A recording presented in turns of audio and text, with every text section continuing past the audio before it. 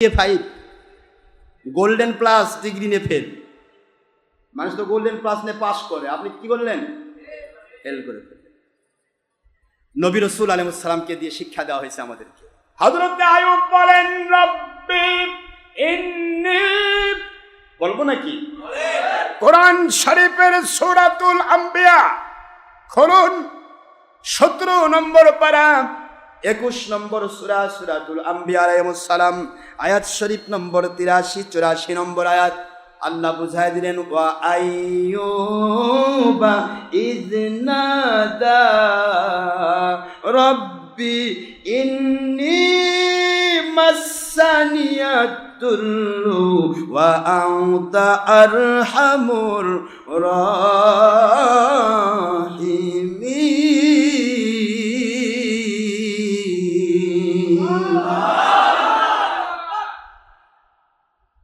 فاستجبنا له فكشفنا ما به من ضر وآتيناه أهله ومثلهم معهم। سبحان الله। ওহ, আমার মালিক কি বলছেন গো? অমিসলাহুম মাআহুম, অমিসলাহুম মাআহুম কথাটা কত বড় কথা। এইটুকু যদি আপনি বুঝতে পারেন, মরণ হয়ে যাবে মুসলমান। আমার আল্লাহর কোনো পরীক্ষায় আপনি ফেল করবেন না। মালিক তো আমাদেরকে অসুখ দেন দুইটা কারণে, একটা হলো গুনাহ মাফের জন্য, আরেকটা হলো দরজা বাড়ানোর জন্য। গুনাহ যদি না থাকে, এরপরেও যদি আপনার অসুখ হয়ে যায়, বিপদ এসে যায়, মুসিবত এসে যায়, কষ্ট এসে যায়, মনে রাখুন আপনি যে স্টেপে আছেন ইন্টারমিডিয়েট প্লাস, আমার আল্লাহ আপনাকে পাশ করায় ডিগ্রি অনার্স লেভেলের ছাত্র বানাতে চান। আপনি যে লেভেলে আছেন ওই লেভেল থেকে একটা লেভেল আল্লাহ উঠায় দেবেন, এই জন্য আপনাকে পরীক্ষা নেওয়া হচ্ছে। সুবহানাল্লাহ বলবেন না? নবী রাসূল আলাইহিস সালামদের কোনো গুনাহ নেই, তাদের কোনো অপরাধ নেই, তারা মডেল, তারা হচ্ছে আমাদের জন্য শিক্ষা। আইয়ুব আলাইহিস সালাতু ওয়াস সালাম কখন ডাক দিলেন, আর আমার আল্লাহ কি বলছে? মিথলাহুম আহুম রহমাতান মিন ইনদিনা, যত রহমত আগে দিয়েছিলাম সেই সমান আরো রহমত দিলাম। সুবহানাল্লাহ। রহমাতাম মিন ইনদিনা, আমার পক্ষ থেকে রহমত দিয়ে ভরে দিলাম। যা ছিল আগে তার চাইতে ডবল। মিসলাহুম, যা ছিল আগে তার সমান আবার দিলাম। আল্লাহু আকবার বলেন না? আল্লাহু আকবার। পরীক্ষায় পাশ করলে ভালো না খারাপ? মিষ্টির দোকানে হিরিক, মিষ্টি পাওয়া যায় না। হ্যাঁ, ও মুসলমান সোনার ভাইরা, ও সোনামণি আম্মা জানেরা, যারা জোহর নামাজ একা পড়ার নিয়তে আমাদের সাথে বিভিন্ন জায়গায় সম্পৃক্ত রয়েছেন, দেশ বিদেশ থেকে যারা আমাদের সাথে সম্পৃক্ত আছেন, সবাইকে জানাতে চাই, বোঝাতে চাই, এইটুকু আমি সবক দিতে চাই, দয়া করে বিপদ আসলে, অসুস্থতায় ভুগলে মন খারাপ করবেন না, করবেন না, করবেন না। আমার আল্লাহ বলেন, অসুস্থ তোকে বানাইছি, আমি আল্লাহ তোকে সুস্থ বানাবো। সুস্থতা কে দেন? ডাক্তার। তাহলে একই ডাক্তারের কাছে 5 জন রুগী যায়, একই রুগী, এক রুগী 5 বছর বাঁচে, আরেক রুগী 1 বছর, আরেক রুগী কয়েকদিন পরে মরে যায়। ডাক্তার তো একটাই, ডায়াগনোসিসই একজনই করেছে, সব কিছু এক, ঔষধ এক, প্রেসক্রিপশন এক, কিন্তু মরলো একটা 1 বছর পর, আরেকটা 5 বছর পর, আরেকটা এবারেই মরলো। ব্যাপারটা কি? কথা বোঝেননি? এগুলি হলো সিস্টেম। ওসিলা মানতে হবে। ওই যে মুন্সিরা কয় যে ওসিলা মানা যাবে না, ওর অসুখ হলে ওষুধ খাওয়ার দিবেন না, আগে খবরদার তুই ওষুধ খাবি না। স্যার বাঁচবো কেমনে? কয় এই তো ওসিলা মানে না। কষ্ট হচ্ছে আপনাদের? রহমাতান মিন ইনদিনা, আমার আল্লাহ বলে দিলেন আমার পক্ষ থেকে আমি রহমত কিভাবে দেই দেখো। আর এটা কেন করলাম? وذكرى للعابدين।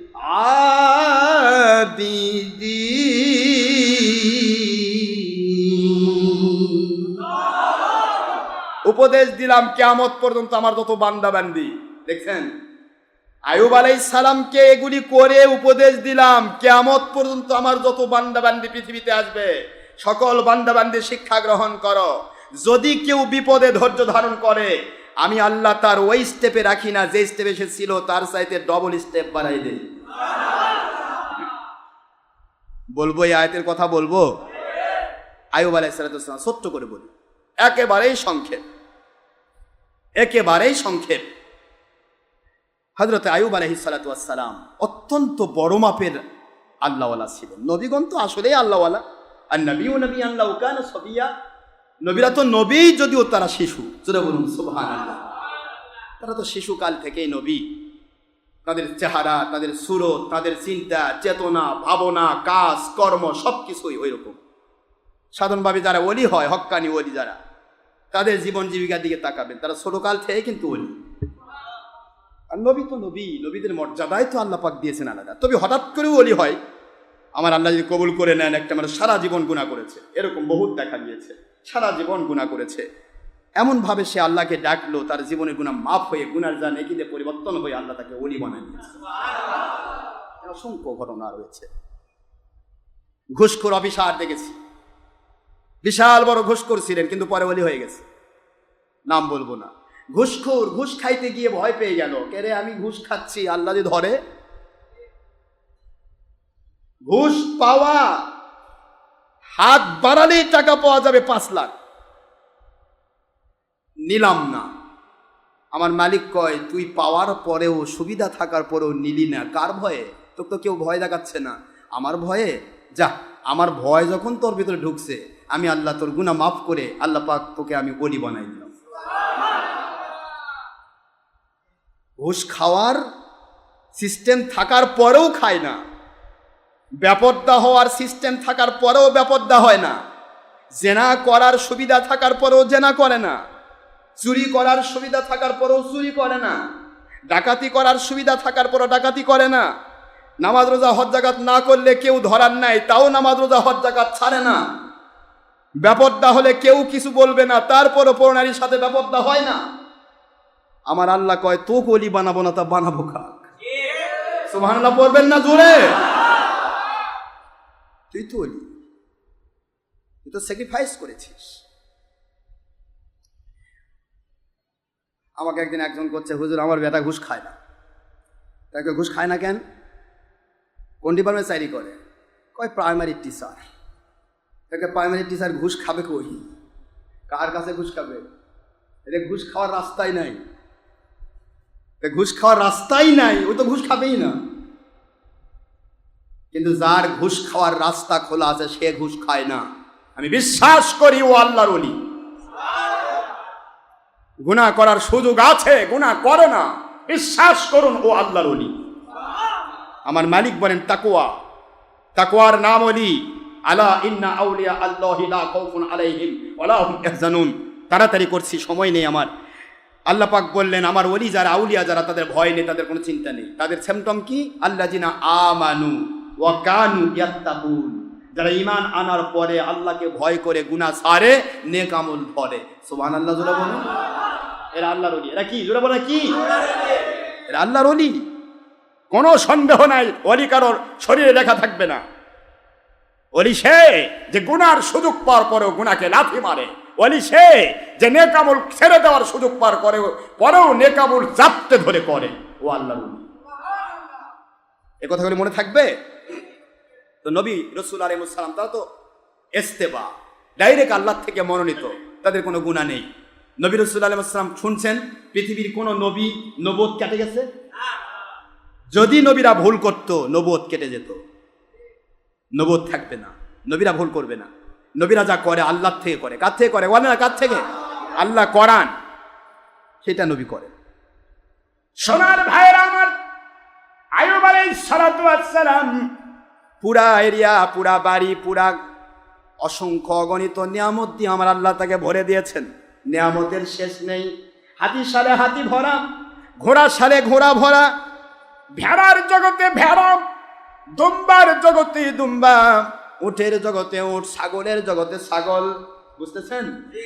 সব জায়গায় শুধু জমজমাট নিয়ামতে ভরা। সন্তান একটা নয়, দুইটা নয়, বর্ণা দুইটা আসছে, এক বর্ণা আসছে 10টা ছেলে 3টা মেয়ে, আরেক বর্ণা এসছে 14টা ছেলে 3টা মেয়ে। সুবহানাল্লাহ। সন্তানও আমার আল্লাহ কম দেন নাই। স্ত্রী পরমা সুন্দরী আমার আল্লাহ রব্বুল আলামিন ওহির মাধ্যমে হযরত আইয়ুব আলাইহিস সালাম কি বিয়ে করিয়েছিলেন? 4টি। কয়টি? 4টি বিয়ে করিয়েছিলেন। আইয়ুব আলাইহিস সালামের কোনো জগতে অভাব নেই। এরপরেও আমার আইয়ুব এত রকমের এত নিয়ামত থাকার পরেও একটা দিনও অলসতা করে আমার আল্লাহর ইবাদত ভোলেন নাই। ইবাদতে মশগুল রয়েছেন, ইবাদতে মশগুল, প্রতিটা মুহূর্ত মালিকের জিকির দিয়া, তার পাশান পা জিকির চালু, জিহবা সব সময় জিকির নড়ে, কলবের মধ্যে জিকির হয়, মালিকের দয়ায় সান্নাজিল হয়। শয়তান ইবলিসের ভিতরে চূড়ান্ত ভাবে রাগ হয়ে গেল। ইবলিস শয়তান নবী রাসূলকে যে ধোঁকা দিতে পারে না তার প্রমাণ গ্রহণ করুন। কারণ নবী রাসূলকে ইবলিস ধোঁকা দিতে পারবে না। নবী রাসূলগণ আল্লাহর দ্বারা নিয়ন্ত্রিত। ইবলিস যাদের ধোঁকা দিতে পারে না তাদের গুনাহ হতে পারে না, গুনাহ তাদের হয় যাদেরকে ইবলিস ধোঁকা দেয়। কথা কি বোঝা যায়? ইবলিস ধোঁকা দিতে পারে না। এই জন্য থিসিস গ্রহণ করুন, গোটা কোরআন শরীফ পড়ুন। কোরআন শরীফের সূরাতুল ফাতিহা থেকে শুরু করে সূরাতুন নাস পর্যন্ত একটা সূরাই আউযু বিল্লাহি মিনাশ শাইতানির রাজিম নেই। বিসমিল্লাহ দিয়ে শুরু করা হয়েছে, মুখস্থ করে রাখুন। কিন্তু আমার আল্লাহর বাণী হলো ওয়া ইযা ক্বরাআতাল কুরআনা ফাস্তাইজ বিল্লাহি মিনাশ শাইতানির রাজিম। আল্লাহ বলেন, দুনিয়ার উম্মতেরা তোমরা যখন কোরআন পড়বে তখন শয়তানের ধোঁকা থেকে নিজেকে রক্ষা করবে। আউযু বিল্লাহি মিনাশ শাইতানির রাজিম পড়বে, এরপরে তাসমিয়া বিসমিল্লাহির রহমানির রহিম পড়বে। বিসমিল্লাহ হলো আল্লাহর নামে শুরু, আউযু বিল্লাহ হলো শয়তানের ধোঁকা থেকে বাঁচার জন্য। এইটা তোমরা পড়বে। কিন্তু কোরআন শরীফের একটি সূরার আগেও আউযু বিল্লাহ আসলো না কেন? কারণ আমার নবীকে শয়তান ধোঁকা দিতে পারতো না, এই জন্য নবীর আউযু বিল্লাহর দরকার হতো না। নবীজির আউযু বিল্লাহর দরকার হয় নাই। আমার নবী পাক সাল্লাল্লাহু আলাইহি ওয়াসাল্লাম যতবার আউযু বিল্লাহ পড়েছেন উম্মতকে শিক্ষা দেওয়ার জন্য পড়েছেন। কথা বুঝেন? কোরআন শরীফের সূরার আগে আছে বিসমিল্লাহ, কারণ নবীজি বিসমিল্লাহ দিয়ে শুরু করেছেন, আর আপনি আমি শুরু করব আউযু বিল্লাহ দিয়ে। এখন দেড় ব্যাটারি মুন্সিরা কোন নবীর সুন্নত গেল কই? আমাকে আউযু বিল্লাহ পড়তে হচ্ছে, নবীজি বিসমিল্লাহ দিয়ে শুরু করেছে। নবীর সুন্নত যদি পালন করতে চাইতেন বিসমিল্লাহ দিয়ে শুরু করা লাগতো। আমার আল্লাহ বলেন, তুই বিসমিল্লাহ দিয়ে শুরু করতে পারবি না, কারণ তোর উপরে শয়তানের ভর আছে। আখেরি নবীর উপর শয়তানের কোনো ওয়াসওয়াসা নাই। মুসলমান সোনার বাইরাম, শয়তান ইবলিস নবীদেরকে ধোঁকা দিতে পারে না। শয়তান ইবলিস আল্লাহর কাছে জিদ ধরলো। আল্লাহ আইয়ুব আলাইহিস সালাতু ওয়াস সালাম নিয়ে অনেক গল্প হচ্ছে, রহমতের ফেরেশতা জগতে বলছে বর্তমান সময় সারা পৃথিবীর মধ্যে আইয়ুবের মতো শ্রেষ্ঠ ইবাদতকারী আর কেউ নাই। সুবহানাল্লাহ বলেন। ইবলিস শয়তানের মাথা খারাপ। ইবলিস কয় কি করি কি করি? ইবলিস শয়তান কয়, ও আমার আল্লাহ, ও মালিক, আপনি তো দয়ার সাগর। আইয়ুবকে যত সম্পদ দিয়েছেন, এত সম্পদ কোনো মানুষ পাইলে কি করে আল্লাহ ভুলবে? ও তো নিয়ামতের মধ্যে ডুবে আছে। নিয়ামতগুলি যদি ছিনিয়ে নেওয়া হয়, আইয়ুব আপনাকে ডাকবে না, মেজাজ খারাপ করে আপনার থেকে দূরে সরে যাবে। নাউজুবিল্লাহ জোরে কোন। আমার মালিক বলে, ইবলিস শয়তান, যা করবে আইয়ুব তা আমি জানি, কিন্তু তোর মাধ্যমে সারা পৃথিবীর মানুষকে জানাতে চাই, ওয়া যিকরানিল আবিদিন।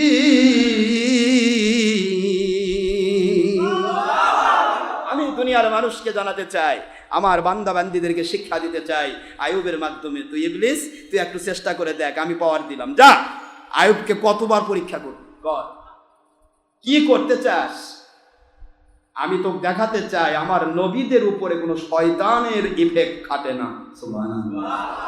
মানে শয়তান ইবলিস কোন দুরাত্মা নবীর উপরে এফেক্ট করতে পারে না, কারণ নবী আল্লাহর ওহী দ্বারা নিয়ন্ত্রিত। তুই যা চেষ্টা করে দেখ, এর সামান্যতম পরীক্ষা যদি আমি আমার বান্দা বান্দীদেরকে করি, তার যদি তারা পাশ করে, আমি আইয়ুবকে যেভাবে সাহায্য করতেছি এইভাবে সাহায্য করব। এগুলি জানা দরকার আছে না? বলবো? আইয়ুব আলাইহিস সালাতু ওয়াস সালাম ইবাদতে মশগুল। মিস্টার ইবলিস আইয়ুব আলাইহিস সালাতু ওয়াস সালামের শত শত বিঘা জমি, বিশাল জমিদার, শত শত বিঘা জমি, জব গম সমস্ত জমিতে আগুন লাগিয়ে দিল। দাও দাও করে আগুন জ্বলছে। রাখালরা দৌড়ে আসলেন, কৃষকেরা দৌড়ে আসলেন, হুজুর শত শত বিঘার জমি, এক বিঘার ধানও নাই, এক বিঘারও জব নাই, গম নাই, সব পুড়ে ছাই। আইয়ুব আলাইহিস সালাম আল্লাহকে সেজদা দিলেন, মালিক আপনি দয়া করে এহসান করে দিয়েছেন, আপনি দয়া করে আমানত নিয়েছেন, আমানতটা তো দিয়েছিলেন, এই আমানতের খেয়ানত হয়তো আমি করে ফেলছি, আপনি দয়া করে আমাকে ক্ষমা করে দিন। ইবলিস কয়, হলো কি করলাম, কি হলো কি? মালিক আপনি তো আমাকে আমানত দিয়েছেন, হয়তো বা আমি আমানতের খেয়ানত করেছি, মানুষকে ঠিক মতো দান করিনি। আসলে কি দান করেননি? হয়তো এর উপর ভালো ব্যবহার করিনি, যেখানে ব্যবহার করা সেখানে করেছি, যেখানে ব্যবহার করার তো দরকার ছিল সেখানে করি নাই। আল্লাহ পাক হয়তো আমার পক্ষ থেকে কোনো জুলুম হয়ে গেছে, অপরাধ হয়ে যেতে পারে, আপনি দয়ার সাগর, আপনি আমানতটা যে তুলে নিয়েছেন আমার প্রতি ইহসান করেছে। আল্লাহ কয়, ইবলিস এখন দেখ, তাকাই দেখ আমার নবী কেমনে তুই ঠেকাবি, দেখ। ইবলিস কয়, আল্লাহ পারলাম না, তবে এবারও পারা যাবে। আল্লাহ কি? মানুষ যখন গবাদি পশু হারায় তখন ওই গবাদি পশু তো পুড়ে গেল, হাতি সালে হাতি, হাতির মালিক আছে কয় হাতি নাই, পুড়ে শেষ। ঘোড়া আলা কয় ঘোড়া নাই, ওই উঁট আলা, দুম্বা আলা, ছাগল আলা, মানে যত গবাদি পশু সব বিনাশ হয়ে গেল। আইয়ুব আলাইহিস সালাতু ওয়াস সালাম শয়তান এসে ধোঁকা দিচ্ছে। শয়তান বুঝতেছেন না যে আপনি এত ইবাদত করেন, এই ইবাদত করে সময় নষ্ট, দেখেন না আল্লাহ তো আপনার সাহায্য করতেছে না। আইয়ুব কয়, ইবলিস ভাগ তাড়াতাড়ি এখান থেকে, আমার মালিক এগুলির মালিক, এগুলার মালিক কি আমি নাকি? ইবলিস বলতেছে, এগুলার মালিক আমি না, এগুলি সব মালিক আমার আল্লাহ, তিনি আমাকে দিয়েছেন, এখন তার প্রয়োজন তিনি নিয়ে নিয়েছেন। আমি এগুলি দেখাশোনা করা আমার অনেক সময় লাগতো, ওই সময় থেকে বেঁচে গেলাম। জমি থাকলে বেশি সময় লাগে না? যার জমি নাই তার অত টেনশন নাই, যার জমি আছে এই পাথরে যাও সে পাথরে যাও, উপরে একটা ছাতা থাকলেও তো রোদ লাগে। কি কথা করছেন নাকি? দৌড়ে বেড়াও, এর কৃষক লাগাও, এ লাগাও, কামলা লাগাও, কামলা কই পাবো, কত টেনশন। আর যার জমি নাই তে খায় আর গেল ঘুম পারে, ওর কোনো কাম নেই। কথা করছেন না কেন? খায় তো সবাই, কে খায় না? তারপরে জমি থাকা আবার দোষ বলতেছি না, কিন্তু জমি থাকাও উপকার, যদি ওটা আল্লাহর পথে ব্যয় হয়, এটা আপনার নাজাতের ওসিলা। নেক আমল। আপনার সম্পদের অসুবিধা নেই, সম্পদ থাকতে পারে, সম্পদ তো থাকবেই, কিন্তু সম্পদটা যেন ব্যবহার হয় ঠিক। এরপর আল্লাহ যদি কেড়ে নেয়, মন খারাপ করা যাবে? আমার আল্লাহ রাব্বুল আলামিন ইবলিসকে বলে, ইবলিস পারবি না, ভাগ, ঠেকে গেছিস তুই, আমার আইয়ুব আলাইহিস সালামকে কোনো ক্ষতি করতে পারবি না। বরং আইয়ুব নয় রে, আমার আইয়ুব আলাইহিস সালাম তো নবী। এ যুগে যুগ যুগান্তরে যারা আমি আল্লাহর পথের মানুষ হবে, ওদেরকে ধোঁকা দিয়ে তুই কখনো বিপথে নিতে পারবি না, পারবি না। ইবলিস আল্লাহ আর একবার দেখবার দেন, কই কি কই সন্তানগুলা, মানুষ সন্তানের প্রতি খুবই বেশি আগ্রহী। সন্তানকে মানুষ এত ভালোবাসে, সন্তান যদি ধরা পড়ে পাগল হয়ে যায়, সন্তান যদি মারা যায় পাগল হয়ে যায়, সন্তান যদি বিপদে পড়ে পাগল হয়ে যায়। কি কথা বলছেন না কেন? সন্তানকে মানুষ সবচেয়ে ভালোবাসে।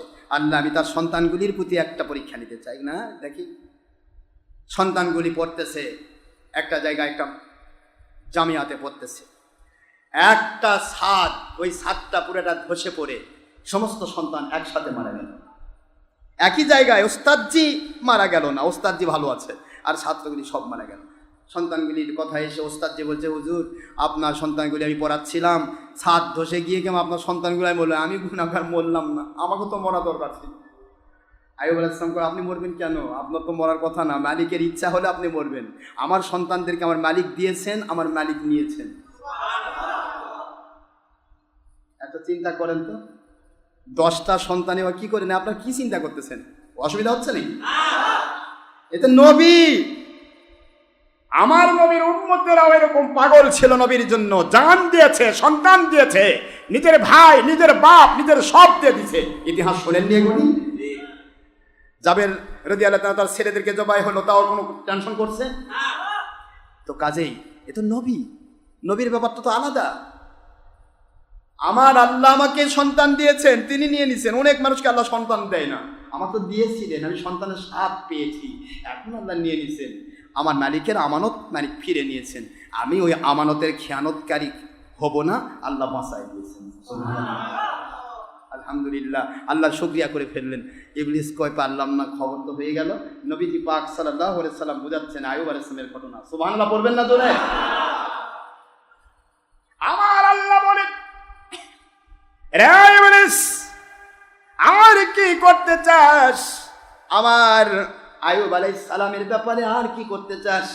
তোর চিন্তা চেতনার ভিতরে কি আছে দেখ। আইয়ুব আলাইহিস সালামের দিকে তাকাই, ইবলিস শয়তান বলে, আল্লাহ এত সুন্দর চেহারা, নবীরা তো সুন্দর, নবীরা কি? কোন নবী কালো ছিল না, কোন নবী বেঁটে ছিল না, কোন নবী হারালা ছিল না। এই যে কইছে না এই এটা আজারি, তা আজহারি নতে না আজারি। এই আজারি কি করছে? 6 প্যাক। 6 প্যাক মানে যে এরকম করলে যে এখানে 6টা দাগ পড়ে, বোঝেননি? ভাঁজ পড়ে, আর এই উপরে এটা মোটা, এটা সরু। এই যারা ইয়া করে না, কি করে, স্লিম হয়, ইয়া করে, এই জাতীয়, এই 6 প্যাক। এটা নবীর 6 প্যাক ছিল। আরে সেই হাদিস দিয়ে প্রমাণিত, আমার নবীজি পাক সাল্লাল্লাহু আলাইহি ওয়াসাল্লাম সহ সকল নবী তাদের পুরা শরীরটা, পিঠ, এই বুক, পেট সম্পূর্ণ সমান ছিল। সৌন্দর্যের ঘাটতি হয় এমন কোনো কিছু নবীর ভিতরে ছিল না। সুবহানাল্লাহ বলুন। নবীগণ ছিলেন সুঠাম, সুন্দর, চতুর্দিক থেকে সুন্দর। তাদের সৌন্দর্যের কোনো দিক নেই যে জায়গায় মানুষ ভুল ধরবে, এই জায়গায় নবীর একটু খুঁত আছে। সুবহানাল্লাহ পড়বেন না? তো যাই হোক, এখন নবীজি পাক সাল্লাল্লাহু আলাইহি ওয়াসাল্লাম শিক্ষা দিচ্ছেন আইয়ুব আলাইহিস সালামের ব্যাপারটা। আইয়ুব আলাইহিস সালাম এত সুন্দর, তৎকালীন সময়ের শ্রেষ্ঠ সুন্দর মানুষ। মিস্টার ইবলিস বলতেছে, আল্লাহ তার এই সৌন্দর্য যদি নষ্ট করে দেওয়া যায় তাহলে হয়তো আপনাকে ভুলে যাবে। সৌন্দর্য ভুলে দেওয়া মানে কি করে? একটা সুন্দর মানুষের যদি বসন্ত দেওয়া হয়, অসুন্দর হয়ে যাবে না? কথা কর নাকি, কি রাগ? সুন্দর চেহারা, গোটা শরীর বসন্ত হয়ে গেল, কি হবে? কালো কালো দাগ, খারাপ লাগবে দেখতে। তো সৌন্দর্য যদি কমিয়ে দেওয়া যায় তাহলে হয়তো সেই হবে। আল্লাহ পাক বলেন, তাও পারবি না। আমার নবীগণ তাদের নফসের দ্বারা আক্রান্ত নয়, তারা আল্লাহ পাক দ্বারা নিয়ন্ত্রিত। আমার নবীগণ শরীরের দিকেও তাকায় না। আমার যারা আল্লাহওয়ালা হবে তাদের শরীর থাক আর না থাক, ওদের কলবের ভিতরে আমার জিকির থাকবে। আইয়ুব আলাইহিস সালামকে এবার ভীষণ রোগে আক্রান্ত করা হবে, সবাই জানেন। এটা 2টা রেওয়ায়েত এসেছে, রেওয়ায়েত 2টা। একটা হলো গলিত কুষ্ঠ রোগ,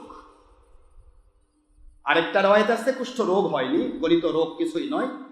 তার শরীরটা এত শুকে গেল, হাড়ের উপর চামড়া সেটিং হয়ে গেল।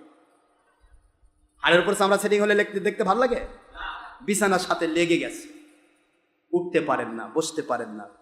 এটা একটা রেওয়ায়েত আছে। তবে আরেকটা রেওয়ায়েত হলো কুষ্ঠ রোগ। গলিত কুষ্ঠ রোগ, দুর্গন্ধ, চতুর্দিক থেকে সবাই পালিয়ে গেল। যেই মানুষগুলি তার বাড়িতে খাইত, তারই দয়ার আশ্রয়ে চলত, তারাই সবাই তাকে ফেলে চলে গেল। 4 জন স্ত্রীর ভিতরে 3 জন স্ত্রী তাকে ছেড়ে চলে গেল। না, এই দুর্গন্ধের মধ্যে থাকা যাবে না। এলাকাবাসী সবাই বলতে লাগলো, এই দুর্গন্ধের মধ্যে রাখা পারবো না, অনেক ঘটনা গল্প, এখান থেকে তুমি নিয়ে চলে যাও। রহিমা আলাইহাস সালাম, তিনি হলেন একজন স্ত্রী, তিনি হলেন হযরত আইয়ুব আলাইহিস সালাতু ওয়াস সালামের একেবারেই জীবন সঙ্গিনী। তিনি একটা মুহূর্ত কালো আইয়ুবকে ছাড়েননি। সুবহানাল্লাহ। আমার সোনামণি আম্মারা খেয়াল করুন, যে মহিলা বিপদের কালেও তার স্বামীকে ছাড়ে না, সেই মহিলা হয় পৃথিবীর মধ্যে সর্বে সর্বা। এই রহিমা আলাইহাস সালাম পৃথিবীর মানুষের কাছে আজও স্মরণীয়, অবরণীয় আছে, কিয়ামত পর্যন্ত স্মরণীয় থাকবে যে রহিমা ছিল তার স্বামীর সাথে মৃত্যু পর্যন্ত। এদের দাম আল্লাহ বাড়াই দিয়েছে। অন্য 3 নারী, তারাও নারী, তারা পালিয়ে গেল, সবাই পালিয়ে গেল। সংক্ষেপ করে দিচ্ছি, আইয়ুব আলাইহিস সালাতু ওয়াস সালাম এত দূর পর্যন্ত নিজেকে কন্ট্রোল করেছেন, কিতাব প্রমাণ করে শরীর থেকে পোকাগুলি নিচের দিকে নেমে যায়। ওই পোকাগুলি ধরে তুলে নিয়ে এসে আইয়ুব আলাইহিস সালাম শরীরের মধ্যে লেগে দেন। আম্মা জান রহিমা আলাইহাস সালাম আল্লাহর নবীর দিকে তাকায়া চোখের পানি ছেড়ে দিয়ে কাঁদে, ও আল্লাহর নবী, পোকাগুলি খাওয়া শেষ হয়ে গেছে, ওরা বিদায় হয়ে চলে যাচ্ছে, আপনাকে দেখে আজীব লাগতেছে, আশ্চর্য লাগে। ওই পোকাগুলিকে ধরে ধরে শরীরের মধ্যে লেগে দেওয়ার মধ্যে কি হিকমত বুঝি না গো নবী আল্লাহর। ও আল্লাহর নবী, কি হিকমত। আল্লাহর নবী আইয়ুব আলাইহিস সালাম বলেন, ও রহিমা আলাইহাস সালাম, আমার প্রিয়তমা স্ত্রী, এই পোকাগুলির খাবার আমার মালিক খলিক রব আমার শরীরের মধ্যে রেখেছেন। এরা যদি আমি গড়াগড়ি করার কারণে আমার শরীরের কষ্টের কারণে এরা যদি আক্রান্ত হয়ে আমার শরীর থেকে নেমে যায়, কিয়ামতে আমার আল্লাহ যদি একটা বার প্রশ্ন করেন, আইয়ুব, অমুক একটি পোকা আপনার শরীরে খাবার থেকে বঞ্চিত হয়ে গিয়েছিল, আমার মালিকের কাছে আমি জবাব দিতে পারবো না।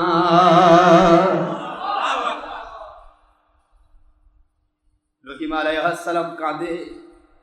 ইবলিস শয়তান ধোঁকা দেয় রহিমাকে, ও রহিমা, তোমার জীবনের পূর্বের জিন্দেগির দিকে তাকাও, এমন স্বামীকে তো তুমি গ্রহণ করো নাই।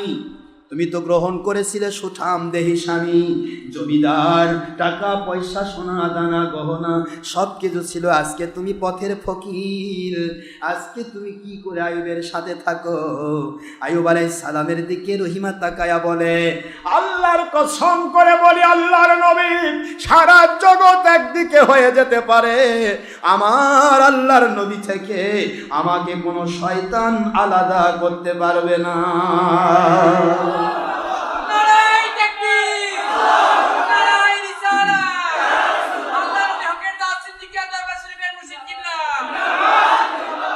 শয়তান হেরে গেল। আইয়ুব আলাইহিস সালাতু ওয়াস সালামের কাছে আম্মাজান রহিমা আলাইহাস সালাম একটা বার বলতেছিলেন, হুজুর, আপনি হলেন আল্লাহর নবী, নবীগণ যখন আল্লাহর কাছে দোয়া করে, নবীদের দোয়া মুস্তাজাবুদ দাওয়াত, যেই মাত্র আল্লাহর কাছে নবীগণ হাত তোলেন, সেই মাত্র তার দোয়া আল্লাহর দরবারে কবুল হয়ে যায়। ও আল্লাহর নবী, এতদিন হয়ে গেল, দুর্গন্ধে আমার এলাকার মানুষ আমাদেরকে তাড়িয়ে দিল, নিজেদের সম্পত্তি যাদেরকে দান করেছি, খাওয়াইছি, সেই মানুষগুলো আমাদের থেকে বিতাড়িত হয়ে চলে গেল। ও আল্লাহর নবী, একটি বার কি আমার আল্লাহর কাছে দোয়া করা যায় না? একটিবার যদি আপনি দোয়া করেন আমার আল্লাহর কাছে, আমার মালিক আপনার দোয়া শুনবেন, আপনাকে সুস্থতা দান করবেন। কিছুই চাই না, কিছুই চাই না, কমের পক্ষে আপনার জীবনের সুস্থতা যদি থাকতো, এটাই আমার সবচেয়ে বড় পাওয়া ছিল। কতদিন খাটে? একবার এসে 7 বৎসর, আরেক বছর 18 বৎসর কন্টিনিউ একটা মেয়ে, একটা পচা গলিত স্বামী হাড়ের থেকে গোস্ত খুলে খুলে পড়ছে, দুর্গন্ধে নাকের মধ্যে আর দুর্গন্ধ লাগে না, দুনিয়ার সব পালায় যায়, রহিমার নাকে গন্ধ লাগে না। সুবহানাল্লাহ। এই আবেদনটুকু তিনি করলেন। আইয়ুব আলাইহিস সালাতু ওয়াস সালাম বলেন, রহিমা, সম্ভবত ইবলিস শয়তান আপনাকে ধোঁকা দিচ্ছে, আপনার পূর্বের নিয়ামতের কথা স্মরণ করে দিচ্ছে। আপনি ইবলিসের ধরায় খেয়েছেন। ইবলিসের ধরা যখন খেয়েছেন, বিশ্বাস করুন, আমার মালিক যদি আমাকে সুস্থ করেন, আমি আপনাকে 100 ব্যত্রাঘাত করব। বুঝেন ইবলিস শয়তান কেমনে ধোঁকা দেবে? স্ত্রী একটু দোয়া করবা করছে আর নবী আল্লাহর কাছে, আর এটাও তার অপরাধ। আমার আল্লাহর কাছে রহিমা আলাইহিস সালাম, আপনি কি চিন্তা করেছেন আমাদের জীবনের সচ্ছল জীবন কতদিন ছিল? বলুন। রহিমা আলাইহিস সালাম বললেন 80 বৎসর, মতান্তরে 70 বৎসর, দুইটা রাওয়ায়াত, 70 মতান্তরে 80 বৎসর আমরা সচ্ছল ছিলাম, সব সম্পদ। আমার আল্লাহ আমাকে দয়া করে এহসান করে পরীক্ষার ভিতরে রেখেছেন কত বৎসর? রহিমা আলাইহিস সালাম বললেন 7 থেকে 18 বৎসর। এক বর্ণনা 7 আর এক বছর 18। আচ্ছা আপনি বলুন তো, সচ্ছল জীবনটা বড় ছিল নাকি এই অসচ্ছল জীবনটা বড়? রহিমা আলাইহিস সালাম বললেন, হুজুর সচ্ছলটাই তো অনেক দিন ছিল, 70 বৎসর, 80 বৎসর, আর মাত্র 70 থেকে 18 বৎসর। আইয়ুব আলাইহিস সালাম বলেন, রহিমা, নবীদের যা শান নয়, নবুয়তের শান নয়, সচ্ছলতা পাইলে আল্লাহর শুকরিয়া করবে, আর অসচ্ছল হলে আল্লাহর কাছে বিপদ মনে করবে। এটা নবীদের শান নয় গো রহিমা আলাইহিস সালাম। নবীর শান হলো আমার আল্লাহ যেভাবেই রাখবেন সেটাই নবীদের জন্য আল্লাহর পক্ষ থেকে নিয়ামত। রহিমা আলাইহিস সালাম কেমন করে আমার ওই মালিকের কাছে আমি বলবো, ও মালিক 80 বৎসর সচ্ছল ছিলাম, 7 বৎসর মতান্তরে 18 বৎসর কষ্টে রয়েছি, আমাকে একটু রক্ষা করুন। এই কথা বলতে আমার লজ্জা হবে, কারণ আমার সচ্ছল জীবনে আমি একটি দিনও বলি নাই আমি সচ্ছল জীবিকা লাভ করেছি, 80 বছর হয়ে গেল, ও মালিক আপনি আমাকে অসচ্ছল বানায় দেন, এমনটি তো কোনোদিন বলি নাই। আজকে আমার মালিক দয়া করে এহসান করে আমার উপর পরীক্ষা গ্রহণ করছেন, আর এই মুহূর্তে আমি মালিককে বলবো আমি বিপদে আছি, অসচ্ছল আছে, আপনি সচ্ছল করে দেন। এইটা আমি পারবো না, আমার লজ্জার কারণ হবে, কারণ আমার আল্লাহর নিয়ামতের না শুকরিয়া হবে। ওই সচ্ছল জীবিকাও ছিল আমার আল্লাহর নিয়ামত, আজকের অসচ্ছল এবং বিপদগ্রস্ত সময়টা এটাও আমার আল্লাহর দেওয়া নিয়ামত।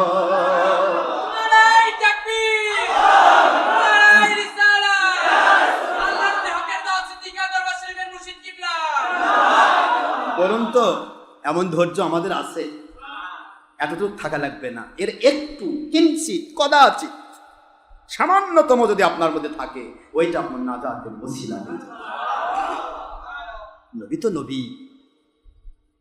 তিনি ডাকতেছেন না, কিন্তু এর জন্য তিনি অপরাধী মনে করেন, আল্লাহর নিয়ামতের নাশুকরি করলেন।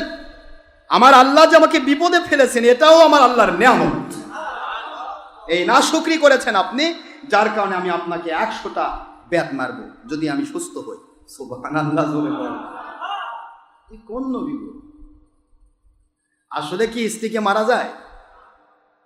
কথা মারেন নাকি আপনারা? ওই স্বামী আমার মুরিদ হওয়ার অধিকার রাখবে না যেই স্বামী তার স্ত্রীর উপর জুলুম করে। ওই স্ত্রী আমার মুরিদ হওয়ার অধিকার রাখবে না যেই স্ত্রী তার স্বামীর উপর জুলুম করে। ওই সন্তান আমার মুরিদ হওয়ার যোগ্যতা রাখে না যে সন্তান তার মা বাবার হক নষ্ট করে। ওই মা বাবা আমার মুরিদ হবেন না, দরকার নেই আমার মুরিদ বানানো, যে মা বাবা তার সন্তানের উপর জুলুম করে। কথা কি বুঝতে পেরেছেন? আমরা মানুষের হক আদায় করতে চাই, সকলের হক আদায় করবেন ফরজ, এর পাশাপাশি একজন হক্কানি ওলির কাছে সোহবত নেওয়া ফরজ। ওলির কাছে আসবেন দুনিয়াতে আল্লাহ এবং আল্লাহ রাসূলকে মানার জন্য। কারো কাছ থেকে 10 টাকা কামাইয়ের জন্য আমি বসি নাই, যে আপনি আসবেন আর 10 টাকা নোট দিয়ে যাবেন আর বলে বাবা আমার মুরিদ খুব ভালো, দরকার নেই। আপনি 10 দিবেন আর 10 লাখ দিবেন না কি দিবেন এটা আপনার বিষয়। আমি কারো কাছে পয়সা পাওয়ার আশায় এখানে বসি নাই। আমি বসেছি আমার মালিককে এবং আল্লাহর হাবিবের মহব্বত, আল্লাহর মহব্বত আপনার ভিতরে ঢুকায় দিয়ে মালিকের সাথে কানেকশন করাতে, যাতে দুনিয়াতে যা আপনার দরকার মালিকের পক্ষ থেকে পেয়ে যান। আখেরাতে জান্নাত দরকার, মালিকের পক্ষ থেকে যেন আমাদের মতো গুনাহগারের সাথে আল্লাহ আপনার জান্নাত দেন। এইটা আমার চাহিদা। আইয়ুব আলাইহিস সালাম বললেন, রহিম, আল্লাহর নিয়ামতের নাশকরি করা যাবে না। আমার মালিক খলিক রব এবার শিক্ষা দিচ্ছেন, স্ত্রীর পরামর্শের মধ্যেও বরকত আছে। কি কথা বলেন? স্ত্রী হলেন অর্ধাঙ্গিনী। স্বামীর জন্য স্ত্রী মনে রাখেন, যেই স্বামীর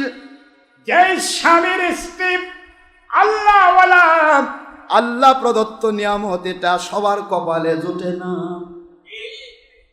আল্লাহওয়ালা স্ত্রী যদি স্বামীর হয়, বিশ্বাস করুন ওই স্ত্রী বাড়িতে ইবাদত করবে, ও স্বামীর জন্য আমার আল্লাহ পাকের পক্ষ থেকে রক্ষা কবচ হয়ে যাবে।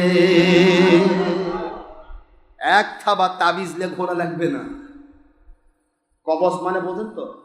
তাবিজ, তাবিজ দেওয়া না জায়েজ নয়, তাবিজ দেওয়া কি জায়েজ, আমি তা বলছি না। আপনার স্ত্রীর দোয়া স্বামীর জন্য রক্ষা কবচ, আর নেককার স্বামী পাওয়া স্ত্রীদের জন্য সবচাইতে বড় নিয়ামত কপাল। এটা সবার কপালে জোটে না।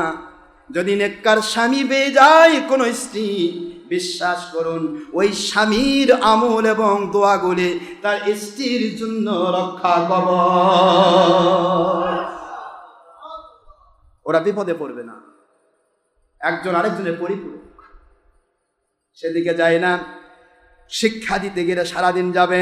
হযরত আইয়ুব আলাইহিস সালামকে আমার আল্লাহ বলতেছেন, আইয়ুব, আপনার মধ্য দিয়ে সারা দুনিয়ার মানুষকে বুঝিয়ে দিতে চায়, স্ত্রীর সাথে পরামর্শ করা, স্ত্রীর কোনো পরামর্শ গ্রহণ করা, এটার মধ্যেও বরকত রয়েছে।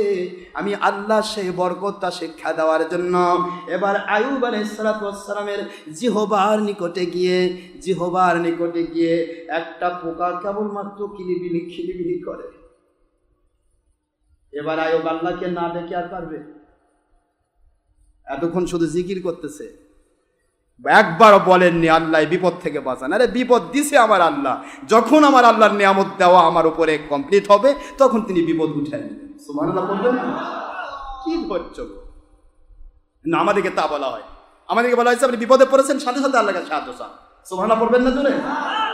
যখনই বিপদ হচ্ছে সাহায্য চান, যখনই অসুখ হয়েছে সাহায্য চান, মালিকের দিকে মোতাবজ্জ থাকেন। মালিক বলেন আমি সাহায্য করব, তোমার গুনাহ মাফ করে দেব। নবীর কথা আলাদা। নবী আইয়ুব আলাইহিস সালাম এবার স্ত্রীর কথা মানতে এবার বাধ্য হচ্ছেন। খেয়াল করেন, স্ত্রী পরামর্শ দিয়েছেন আল্লাহর কাছে দোয়া করলে তো কবুল হয়। আপনি তো মুস্তাজাবুদ দাওয়াত, নবীর দোয়া সব সময় কবুল।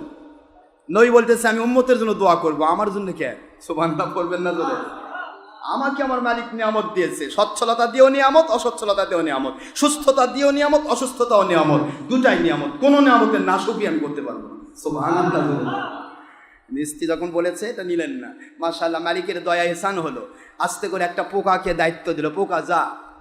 আইয়ুব আলাইহিস সালাম দোয়া করান লাগবে। আমি তো কবুল করে ফেলেছি, এখন দোয়া করান লাগবে। দোয়া যে করতে হয়, স্ত্রীর কথাটাও রক্ষা হোক, দোয়াও করুক, আমি আল্লাহ পাক তাকে সাহায্য করি। আসলে পোকা তো তার জবান খাবে না, পোকা তো কল্প খাবে না, পোকার ক্ষমতা নেই। একটা পোকাকে মালিক অর্ডার দিলেন আইয়ুব আলাইহিস সালামের জিহবার কাছে, যেই জিহবাতে আমার জিকির মশগুল আছে।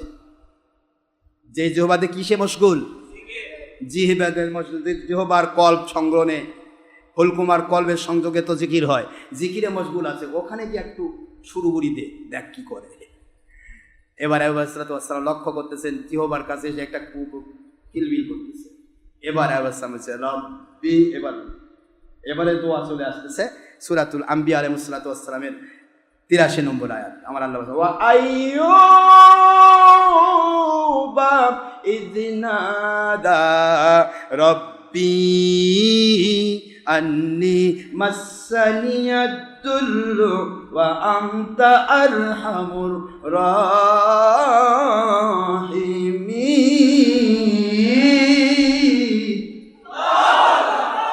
আল্লাহ কয়, আল্লাহ পাক বলেন দেখেন আইয়ুব বলে দোয়া করে না।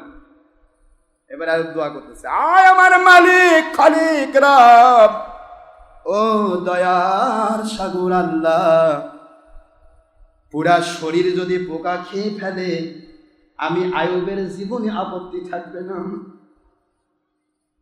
পা খেয়ে ফেলুক, মাথা খেয়ে ফেলুক, হাত খেয়ে ফেলুক, পুরা শরীর খেয়ে ফেলুক, আমার কোনো আপত্তি নাই। কিন্তু যেই জিহবা দিয়ে, যেই কল্পটা দিয়ে, যেই অন্তরটা দিয়ে আপনার দয়ার সাগর আল্লাহ আপনার নাম মুবারকের জিকির করব, ওইটাকে পোকা যেন খেতে না পারে। ও মালিক খালিক রব, আমার জবান, আমার জিহবা, আমার কলব এখানে পোকা এসে কিলিবিলি করে। যদি পোকা আমার কলব, আমার জিহবা, আমার জবান যদি খেয়ে ফেলে আমি আপনার নাম জপ করতে পারবো না, আপনার জিকির করতে পারবো না। যেই জগতে আল্লাহর জিকির করা যায় না ওই জগতে আইয়ুবের কোনো দাম থাকবে না। আমার মালিক খালিক রব, আপনি দয়া করে আমার জিহ্বাকে রক্ষা করুন, আমার জবানকে রক্ষা করুন, আমার কলকে রক্ষা করুন। আপনি দয়া করে পোকার আক্রমণ থেকে রক্ষা করুন। মতান্তরে মাসানিয়াদ-দুররু শব্দের অর্থ আমাকে কষ্টে পেয়েছে আল্লাহ, মনের মধ্যে বড় কষ্ট, আমার শরীর খাইছে, আমার আপত্তি নেই, কষ্ট নেই, কিন্তু আপনাকে ডাকার অস্ত্রটা যদি খেয়ে ফেলে তাহলে আমি ডাকতে পারবো না আপনাকে। এই না ডাকার কষ্ট আমাকে পীড়া দিচ্ছে, কষ্ট দিচ্ছে। মাসানিয়াদ-দুররু আমাকে পীড়া দিচ্ছে, কষ্ট দিচ্ছে। ওয়া আনতা আরহামুর রাহিমিন, আপনি দয়ার সাগর আল্লাহ, ইচ্ছা করলে আপনি দয়া করে আপনাকে ডাকার তৌফিক দেওয়ার মতো পরিপূর্ণ যোগ্যতা আপনি আমাকে দান করতে পারেন। যেই মাত্র কথা হয়ে গেল আমার আল্লাহ বলেন ডাইরেক্ট পরে আয়াত 84 নম্বর আয়াত সূরাতুল আম্বিয়া, রব্বুল আলামিন ঘোষণা দেন দুনিয়ারবাসী আমার আইয়ুবকে ডাকালাম, উনি আমাকে ডাক দিলেন। এতে প্রমাণ হয়ে গেল নবীরা আল্লাহকে ডাকুক এটা আমার আল্লাহ চান, কোন বান্দা দোয়া করুক এটা আমার আল্লাহ পছন্দ করেন। এই জন্য মুসলিম শরীফের হাদিসে আসছে বান্দা যখন আল্লাহর কাছে দোয়া করে আর ইমাম যখন দোয়া করে, মুক্তাদি যখন আমিন আমিন আমিন করে, আমার আল্লাহ রব্বুল আলামিন ওই দোয়াটা কবুল করে নেয়। আল্লাহর হাবিব বলেন কোন মুসলমান আল্লাহ আলম যখন দোয়া করে আমার মালিক রব্বুল আলামিন সঙ্গে সঙ্গে সাড়া দিয়ে দেন। ওই বান্দাটা যদি দোয়া করে আল্লাহ খুশি হন, ওই বান্দা দোয়া না করলে আল্লাহ নারাজ হন। এই জন্য দুনিয়ার মানুষের কাছে বারবার চাইলে মানুষ নারাজ হয়, আমার মালিকের কাছে না চাইলে আমার মালিক নারাজ হন। এই জন্য আল্লাহর কাছে চাইতে হয়। কিন্তু বাংলা সহ সারা পৃথিবীর বাতিল কোম্পানির মুন্সি ভাইয়েরা বলে দোয়ার দরকার নাই, নামাজি দোয়া। কি কোন আপনারা বলছে না নামাজি দোয়া? এর আগে তো কোনোদিন দেখি না কোনো মসজিদে জুতা চুরি হয়। এই যখন থেকে দোয়া ছাড়ে দৌড়ায় তখন থেকে জুতা চুরি শুরু হয়েছে। দোয়া ছাড়ে আর জুতা হাতত নেয়, নেপালায় অন্যের 2 নম্বর অন্যের জুতা নিয়ে চলে যায়। সবাই নয়, এর পাশাপাশি কিছু জুতা চুর থাকে। তো কি কথা করছেন না কেন? তো কাজে দোয়া ছাড়া যাবে না। দোয়া করাটা কি আমার নবীজির সুন্নাহ। ফরজ নামাজের পরে দোয়া কবুল হয়, আজানের পরে দোয়া কবুল হয়। এটা কার কথা? আল্লাহর হাবিবের কথা। কাজে ফরজ নামাজের পরে দোয়া ছেড়ে চলে যাওয়া এটা কোনো আল্লাহর নবী প্রেমিক উম্মতের কাজ নয়।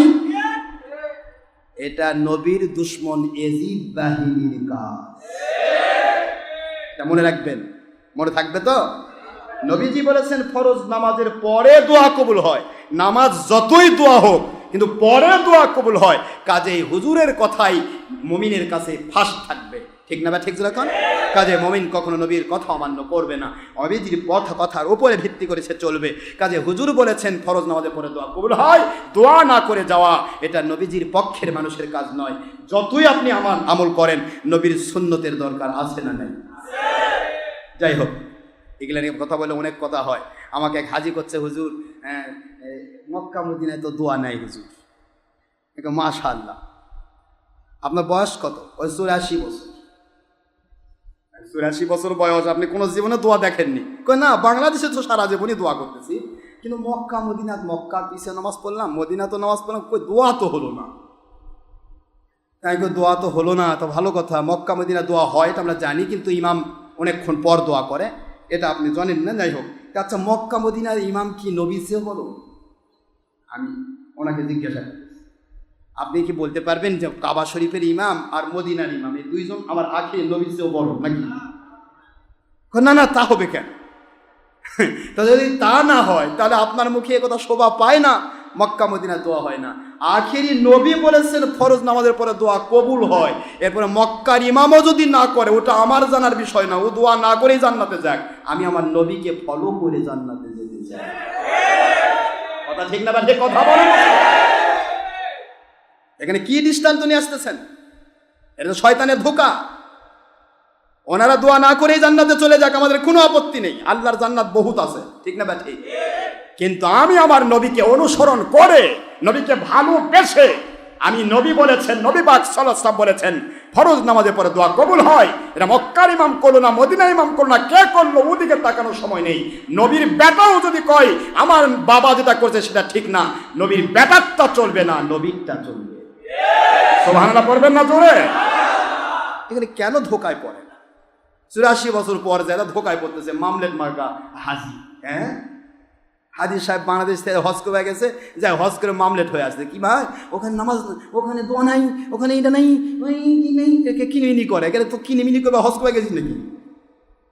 পাগল ছাগল কোথাকার, সারা জীবন তো 2 নম্বরই করে শেষ করছিস নিজে, ঘুষ খায়া, সুদ খায়া, খায়া, কি কথা করছে, দুনিয়ার সব খায়া 22 নম্বর টাকা কামাই করে হজত গেছিস, হজত থেকে এখন মামলেট হয়ে আছে, ফতোয়া দিচ্ছে। এই রে বা, কি ফতোয়া? কয় হজত তো ওখানে তো দোয়া নেই, দোয়া থাক না থাক তোর টেনশন কেন? কথা করছেন না কেন? কোথায় কি হচ্ছে? মক্কা মদিনার মানুষ কিছু না করেও জান্নাতে যেতে পারে, কারণ মক্কা মদিনাতে আমার নবীর বাস, আমার আখেরি নবীর ওসিলায় আল্লাহ তাদের মাফ করে জান্নাত দিতে পারে। ও ক্ষমতা মালিকের আছে, কিন্তু তুমি কোথায় যাবে? তোমার আমার আমলের দরকার আছে, ঠিক না? ঠিক জোরে কর না কেন? মক্কা মদিনা কোথা থেকে দলিল নিয়ে আসতেছ? আমার আল্লাহ বললেন ঢাকা সব শেষ করে দিচ্ছি দোয়া এটা।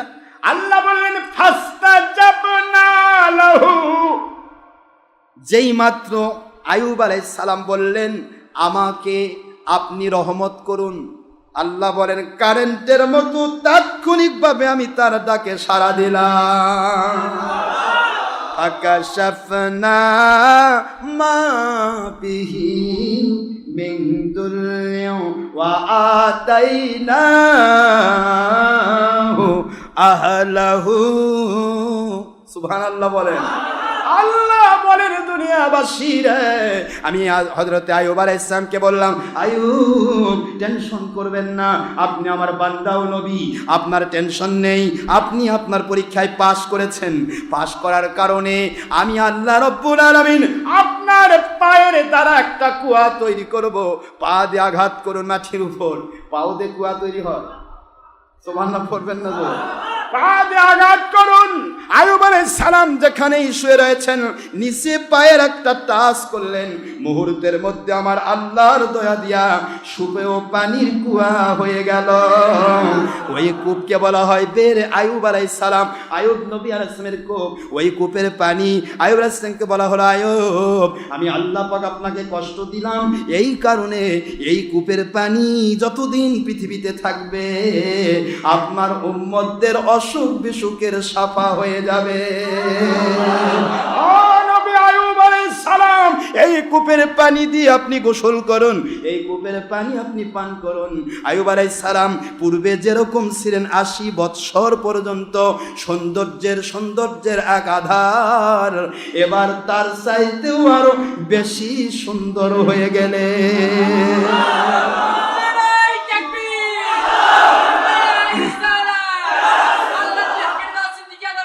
আরো সুন্দর হযরত রহিম আলাইহিস সালাম নতুন জীবন ফিরে পেলেন। নতুন করে আল্লাহ বললেন, আমি কি কি দিলাম শোনো, কি কি দিলাম। ফাঁকা সাফনা মা বিহি, যা ছিল তার থেকে আমি তাকে সুস্থতা দান করলাম। এরপরে আল্লাহ বলেন ওয়া আতাইনাহু, আমি তাকে দান করলাম। ডাইরেক্ট ইবারত কোরআনের, ওয়া আতাইনাহু, আমি তাকে দান করলাম। কি দান করেছি? আহলাহু, তার স্ত্রী রহিমা সহ আরো 3 জন স্ত্রী যারা ছিল সবাইকে নতুন করে সুন্দরী রূপসী বানায়া তার সামনে হাজির করলাম। সুবহানাল্লাহ, জোরে কোন। ওয়া মিসলাহুম মাআহুম রহমাতাম মিন ইনদিনা,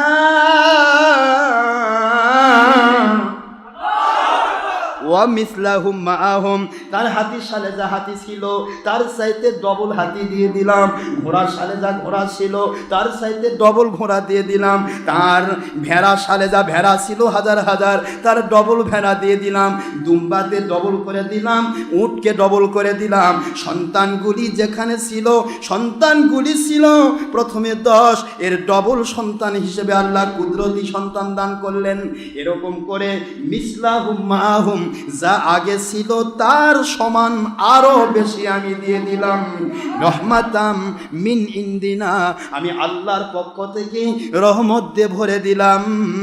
এরপরে আমার আল্লাহ বলেন এই আয়াতের শেষ অংশ, ও দুনিয়ার যত আবেদ বান্দা, আমার আবেদা বান্দিরা, ও মহিলা পুরুষ যিনি ইনসান, this notice only for believers, not for disbeliever, চলমান Muslim who stands wall, if male or female, young or adult or student, O believers of this world, ও দুনিয়ার মুমিনেরা, পুরুষ হও, মহিলা হও, জিন হও, ইনসান হও, যুবক হও, যুবতী, বৃদ্ধ, বিদ্যা, ছাত্র ছাত্রী, যারাই আমার বান্দা বান্দি দাবি করবে, ওয়াজিকিরানিল আবিদিন,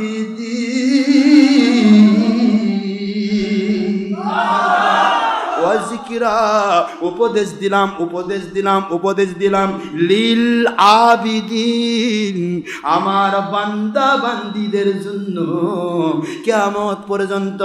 আমার আইয়ুব আলাইহিস সালাতু ওয়াস সালামের দিকে খেয়াল করে একটু যদি ধৈর্যের পরাকাষ্ঠা দেখাও, অসুস্থ হয়ে যদি মন খারাপ না করো, তোমার সচ্ছল জীবিকা ছিল, অসচ্ছলতায় মন খারাপ না করো, সচ্ছলতা যদি তোমাকে আল্লাহ থেকে ভোলাতে না পারে, অসচ্ছলতা যেন তোমাকে বিরক্তিকর বানায় আল্লাহ থেকে দূরে সরাতে না পারে, এমন ধরনের একটু সামান্যতম যদি ধৈর্যের পরাকাষ্ঠা দেখাও আমার বান্দা বান্দিরা, আমার আইয়ুবকে যেমন পূর্বের সব ডবল করে ফিরে দিলাম, আমি আল্লাহ কিয়ামত পর্যন্ত তোমাদেরকেও সেইভাবেই ফিরাইয়া দেব।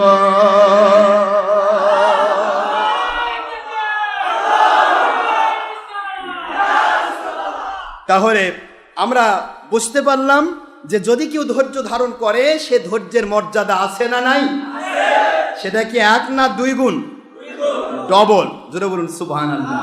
মালিক খলিক রগ আমাদের বোঝার তৌফিক দিন। এই যে ঘটনাটা ঘটেছিল যেদিন তিনি সাফা পেয়েছিলেন, এই সাফার দিনটা ছিল আশুরা মিনাল মুহররম, যার কারণে মুহররম মাসে এই ঘটনা বলতেছি। আর ঘটনা বলার সময় আছে নাকি আমার?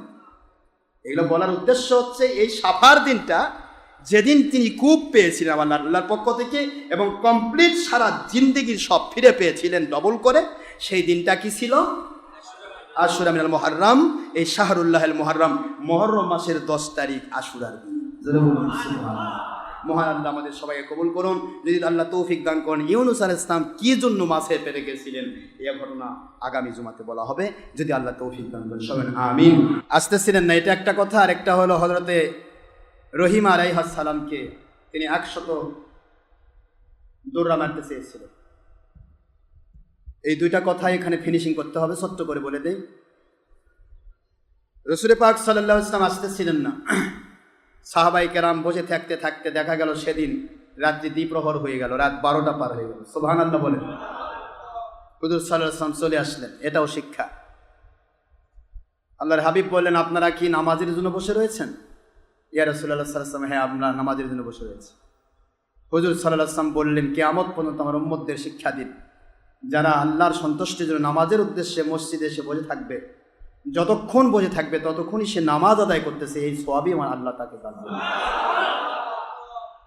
এশার নামাজ হুজুর পাক সাল্লাল্লাহু আলাইহি ওয়াসাল্লাম পড়ালেন এবং এই ফজিলত বর্ণনা করা হলো। সুতরাং সময় আল্লাহর ঘরে এসে যত ব্যয় করবেন, এটা কিন্তু আল্লাহর কাছে আপনার থেকে যাবে, জমা থেকে যাবে। এটা কোনোদিন এটা খরচ হবে না, জমা। আরেকটা বিষয় হলো, রহিমা আলাইহিস সালামকে যে দৌড়া মারতে চেয়েছিল, নবী আইয়ুব আলাইহিস সালাম আল্লাহর দিকে মুতাওয়াজ্জহ হয়ে, আমার আল্লাহ পাক, আমি তো আপনার কারণে যে আমার আল্লাহর নিয়ামতের কেন সে নাশুকরি করবে, এই জন্য আমি তাকে দৌড়া মারতে চেয়েছিলাম, আমি কি করব, আপনি দয়া করে বাদ দিয়ে দিন। আল্লাহ পাক বললেন, কোনো মহিলাকে মারার জন্য আমি তৈরি করি নাই। সুবহানাল্লাহ জোরে কোন। আপনি কয়েকটা ঘাস নেন, ঘাস, দুর্বা ঘাস, ঘাস দিয়ে আস্তে আস্তে করে রহিমা আলাইহিস সালামের শরীরের উপরে ঘাস দিয়ে আস্তে আস্তে করে আঘাত করা হলো। সুবহানাল্লাহ বলবেন না? তবুও তার শর্তকে পূরণ করা হলো, যেহেতু নবীগণ মিথ্যা কথা বলেন না। সুবহানাল্লাহ। কিন্তু আল্লাহ পাক কোনো মহিলাকে নির্যাতনের জন্য, মারার জন্য আল্লাহ তৈরি করেন না। মহিলাদেরকে ভালোবাসার জন্য, আদর দেওয়ার জন্য, যত্ন দেওয়ার জন্য, সম্মান দেওয়ার জন্য আল্লাহ পাক তৈরি করেছেন। মহিলা আম্মার জাত, মহিলা মা, মহিলা বোন, মহিলা মেয়ে, মহিলা স্ত্রী, তাদের প্রতি সবসময় যত্নশীল হবেন। এবং মা বোনেরা আপনারাও স্বামীর প্রতি যত্নশীল হবেন, স্ত্রীরা আর সন্তানরা মায়ের প্রতি, মারা সন্তানদের প্রতি যত্নবান হবেন। এটা আপনাদের কিয়ামতের দিন একসাথে জান্নাতে হওয়ার ওসিলা হবে। সুবহানাল্লাহ। ওমা আলাইনা ইল্লাল বালাগুল মুবিন। হাদা মা ইনদি মা ইয়ানফাদু মা ইনদাল্লাহি ওয়া রাসূলিহি।